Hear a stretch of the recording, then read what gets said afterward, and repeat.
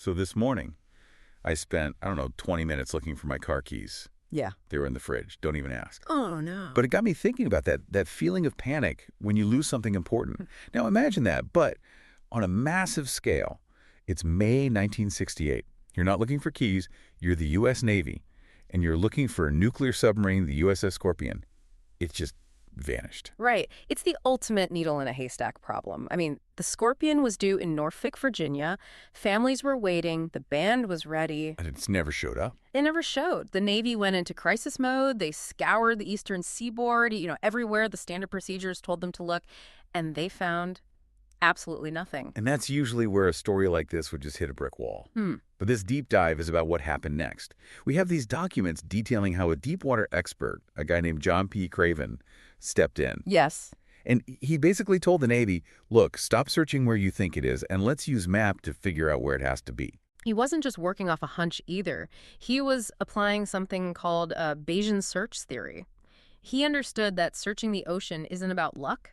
It's about probability. Okay, so let's get into that, because we're not just talking about drawing a big circle on a map here. This is about using probability as a physical tool. Yeah. How does Bayesian theory actually work in a search like this? Well, it starts with formulating hypotheses. You have to write down scenarios for what might have happened. Craven actually interviewed veteran submarine commanders to get a real feel for disaster mechanics. Okay. Then you use that information to construct a probability density function. You can think of it like a weather map, but instead of showing air pressure, it shows the likelihood of the submarine being in any given spot. So you have this map of probably here, maybe not there. But here's the part that I think is so fascinating. You go search a high probability square, and you find nothing, just empty water. Right. Intuitively, that feels like a total failure. And in a standard search, it would be. But in Bayesian terms, finding nothing is incredibly valuable data. This is what's known as the update loop. The update loop. Yes. Yes. Because you searched that square and the sub wasn't there, the probability of it being in that spot drops to 0, obviously. But, and this is the magic, the probability of it being in all the other squares mathematically increases. I love that. So a failed search actually makes your next search better. It sharpens the focus. Precisely. You are constantly reweighting the map based on what you don't find. For the Scorpion, Craven defined a specific search box way out southwest of the Azores. And he didn't pull that out of thin air. Not at all. He worked with mathematicians from a firm, Metron Inc., and used crucial acoustic data from an expert named Gordon Hamilton who'd analyzed these faint underwater sounds of a potential implosion. So they took the math, the sound data, the scenarios, and they basically drew an X on the map. More or less, yeah. Yeah. They sent a ship, the Mizar, to this calculated location. It had a camera sled designed by a scientist, Chester Buck Buchanan. And there it was, 740 kilometers from the Azores, in over 3,000 meters of water. They found the wreck.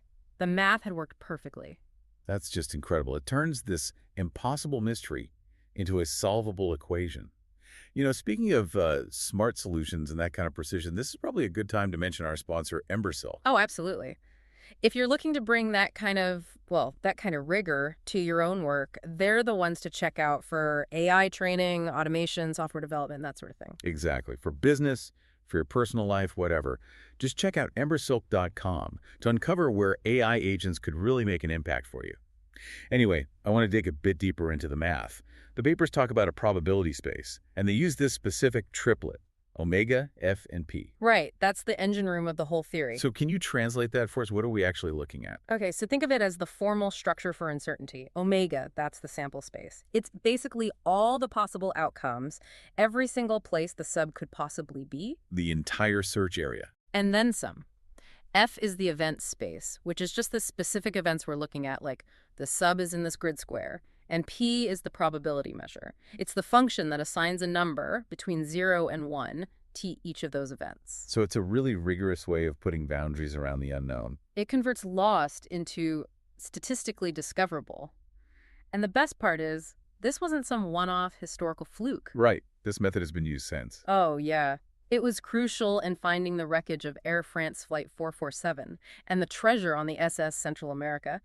It's even built into the Coast Guard's search and rescue software today, CASP. It's actively saving lives. It really changes how you look at impossible problems, doesn't it? It's not about knowing the answer right away. It's about having a leak-proof method to narrow things down. That is the key takeaway. Math acts as a flashlight in the dark. If you use all the information you have coherently, like the theory demands, humanity can find things that seem hopelessly lost. We can solve these huge, overwhelming problems just by updating our beliefs one step at a time. That's a wildly optimistic thought to hold on to. That maybe nothing is ever truly lost as long as you have the right math to find it. If you enjoyed this deep dive, please subscribe to the show. Hey, leave us a 5-star review if you can. It really does help get the word out. Thanks for tuning in.